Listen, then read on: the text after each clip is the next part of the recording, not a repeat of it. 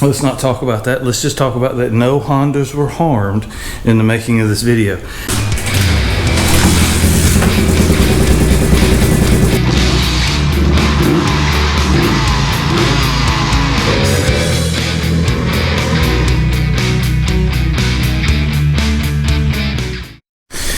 Well, hey guys, welcome back to this mess I call the shop. That's right. I'm in the shop and I'm having to weave my way through here. I'll show you in just a second. I've been busy. Basically put the videos making on hold just for a little bit. You know how you start a project and kind of snowballs and then kind of gets carried away? Well, behind me, you'll see what I've been working on. I have built a loft.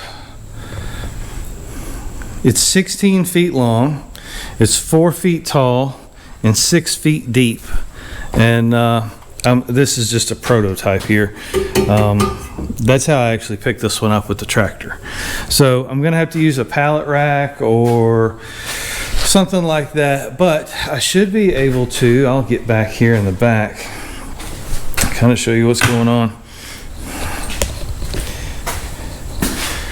So we'll be able to have 5 or 6 trikes on the bottom and another 5 or 6 on top, and that'll be more than enough to keep. I don't need to keep any more than 10. I mean, that sounds like a good number, right? I don't really need to keep that many, but that's what I've been working on. I ended up with a lot of tubing left over from various builds of metal buildings that we've had throughout the years, and so I kept it. It's 2.5 inch box tubing. Here's some more of it here. And it's the same material that my metal building. It's a Carolina carport if you keep up with the brands. It depends on where you live. The brands change, but Carolina carport is what prominent down here in the South. And so you can get a 2.5, 2 1/4, and a 2 inch square tubing. It's galvanized. You grind it off first. It's fine to work with as long as you're careful. But tonight, I'm going to put another shelf in, not a loft, but a shelf. And so it's actually going to run above the backside of this top row of 3-wheelers. Now, granted, the next one's going to lace in, and so I've got to go up another 4 feet to clear the handlebars. So I'm going to have probably about 2 feet all the way across the top of the building by 16 feet. I'm using the same material. It's basically free to me because it's leftovers. And I've invested about $200 in lumber, which in this day and age, that's really not bad. I've got 5 sheets of 3/4 inch plywood, CDX they would call it. It's substantial enough to put a 3-wheeler on. I've got braces every 4 feet to where the brace of it's a metal framework. I'll drop some pictures in for you, but the metal frame runs right down the middle here, and then that splits each sheet of plywood. If I get any bow in the middle, I can always put another one, but it's pretty straightforward. It's nothing fancy. You can see underneath, but I walk across it. It does not flex. It's very, very sturdy, and at 4 feet, you see I've got just enough room. You see a handlebar there. I've probably got 6 inches between the top of the handlebar, or the brake reservoir, master cylinder, and then the any type of framework. So that's what I've been doing. This week's video, don't worry, it's already uploaded. I'm going to release this to the members only. I haven't forgot about y'all. Thank y'all again. Congratulations, Clifton, our big winner. He got his stuff. If y'all watch the Instagram and the Facebooks, I posted a picture of him. He's got his carburetor and his merch from the store and everything. So he's happy as pie, and congratulations, sir. Thank you and everyone really for supporting the channel. So what's going on the shelf? Well, the Suzuki came with a ton of parts. I've got to get my trailer out of here so I can keep my tractor in here at night. And then I'm going to go back through and redo this. I may lose the table. I've been given a lot of consideration with cost, and that's a big motivator is cost. What it was going to cost to spray foam this, I thought was reasonable, but then I started thinking about the AC system that I'm going to have to put in here is really going to be probably the most expensive thing. So this is kind of all works together. This shelf ends at 16 feet, which will give me another 15 feet of building. And so what I'm gonna do is we're gonna take this wall here, or we're gonna make this a wall all the way up and all the way over and cut this bay in half. And then when we get to the insulation stage, we're just gonna insulate 1/2, or actually 1/4 of this building. That will cut the size of the unit down by at least half.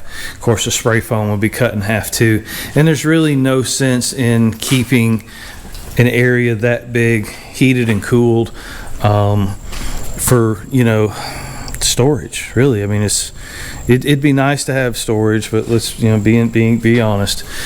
They can sit out in temperature as long as they're not getting wet, and that's what they're doing now. So there's nothing's really going to change for them. But we still have all of those over there. We've got to pull out of storage.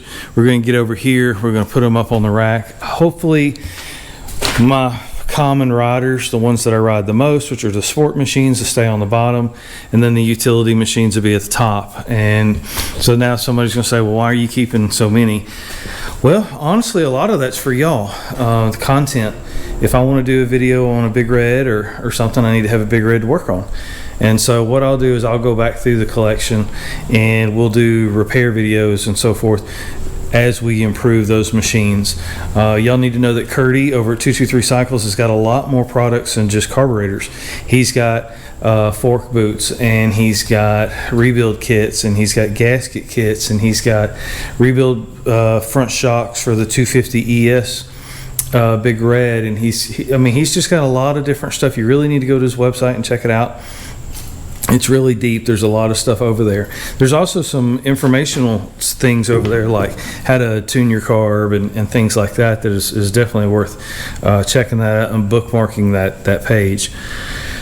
But yeah, a lot of that is hoarding, and some of that is content. So I'm going to use content as my excuse of why I have so many three-wheelers.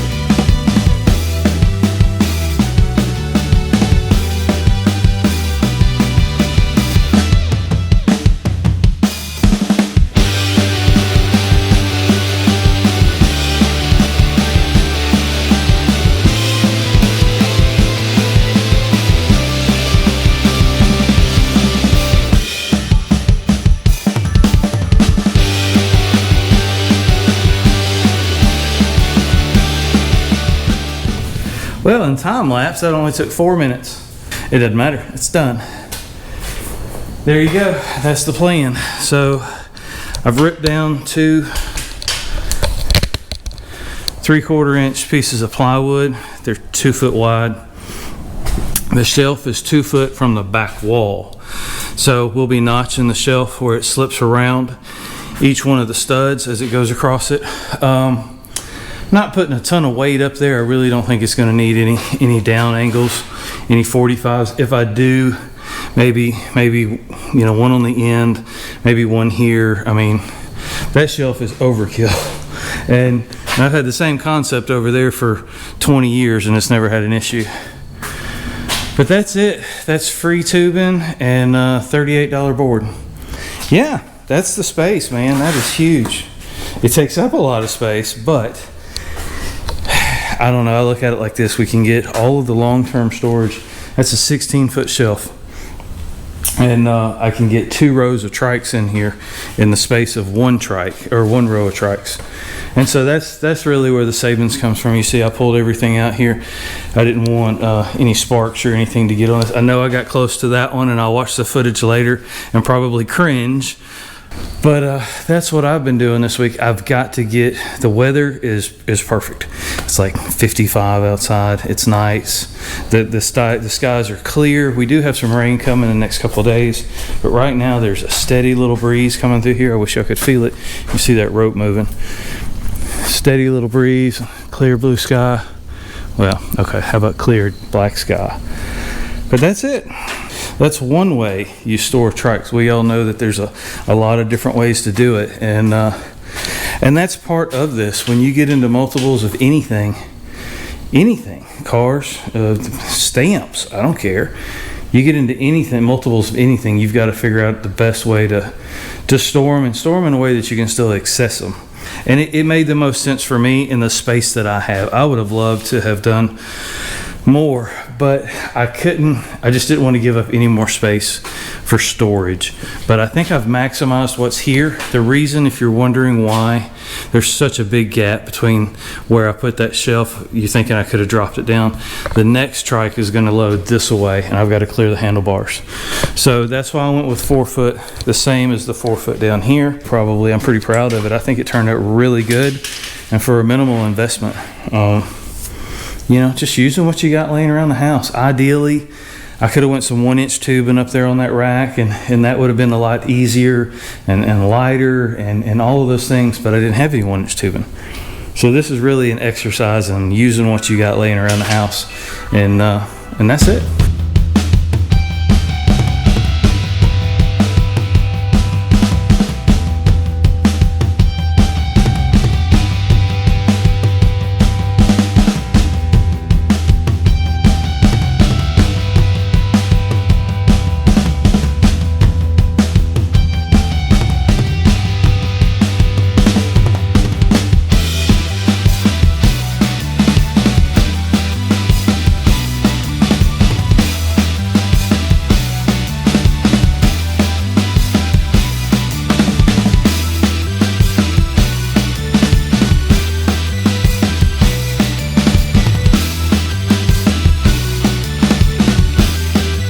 There you go, y'all. Check that out. Members only. We're going to set this up for a members only video, and y'all can see it. And thank you so much for participating and helping out and watching me do stupid stuff like this. OSHA was not notified, nor the county or the state or anybody else. All risks were taken by me and me only. And there was a lot of things that would not pass muster with this. Is sketchy is what they call it. So let's go over what's up here. We got a lot. Look how much shop I got back, y'all. Check that out. Yep, I got a lot of shop back, and that's the reason I did this. It's taken me literally 4 or 5 days to finish this, to get to this point. Still not 100%, but we're really close. Got our little 70 up here. We got our Van Halen 200X. We got our 84. You always know 84 by that rear diff is aluminum. It's the only one like it. I got my first one. The SX is up here, and this is an M. I probably shouldn't have put this up here. This is kind of a dog, but it runs, and you know, you can't really complain about that. But it needs a lot of love. And then we've got my first 200X up here on some Goldies, and probably shouldn't have buried that either, but we did. Downstairs we've got our 200X, our 84 with 85 stickers, but it's got the widened axle on it. The 350X with the white fenders, 250R 86, 350X 85, code red. Our new video, which y'all are probably going to watch this weekend, and that airs this weekend, so you're going to want to watch that. That's the 84 I brought in. We do a will it run on that. Up top, went ahead and took the time to build a shelf up there and really kind of use that space. I've been wasting a lot of space in this building. Up is my only option at this point. It's next. I had to get a big enough workspace to drag it out to where I could get all the way around it and really, you know, tackle it. There's some extra front wheels and hubs and brakes and control arms. It's just a big mess. But when you've been in a space as long as I have in this one and you're a pack rat, you just pack it in here. And so we're going to try to turn over a new leaf, maybe, probably not.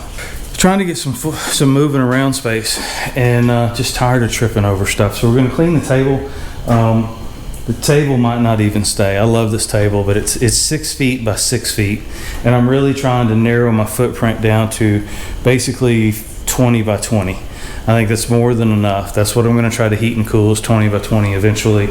That is the plan. But that's the backdrop right there. Check that out. Looks good up there, don't they? That's a whole lot of Hondas. So ultimately, probably could fit, I think, measuring it out, I think we could have fit one more 200cc over here on the corner. I'm not sure. I'm not going to try it. I have a Big Red laying around here. I got an 85 Big Red. And the reason I didn't put it anywhere is because it's on the chopping block. I need to let it go. It's just too good a machine for it to just sit around. They're valuable, and you know, it'd be nice to put a little money back in the coffer, they say. And of course the Odyssey's still hanging around too. I got a vacuum pump problem on that. It runs great off of a canister, but the vacuum pulse pump does not want to feed it fast enough. So got to address that. I think we'll just get one of those little spun aluminum gas cans, mount it there on that back, and let it gravity feed. But that's it. That's what I've been working on this week. The tractor had to sleep outside twice, and I can't have that. I gotta have my stuff inside. You know, that's how I take care of it. But yeah, I don't know what's next. This wooden shelf over here. There's two gray shelves there. One's disassembled and one's assembled. That's not where they belong. Not sure. May put a shelf in the center next to the 53. That actually is not a terrible idea. Or maybe just on the other side of the tractor, put a shelf there. But I want to keep this open. I got kind of claustrophobic, and just too much stuff, you know. Too much stuff, and there's just stuff there's no need. I mean, just stuff everywhere you look. So basically I started in that corner, and I'm just kind of working my way all the way through the shop. I want to get this part of it back to a space that I can work in. I did good cleaning it out, and I hauled out a lot of stuff, and that's good. It's just, there's more to be done. So thanks you for watching. Thank you for being a member. Thank you for supporting the channel. I really do appreciate it. I hope you enjoy this crazy content. Please don't do what I do. There was some sketchiness going on with that little pallet that I made. Probably the most important thing that I could have spent time on making was the lift system, and that's what I spent the least amount of time on. So I'll just own it. It's something I threw together to put them up there. I'm running out of time, and the week's almost over. So y'all have a great day. Thank you again for watching. Take care.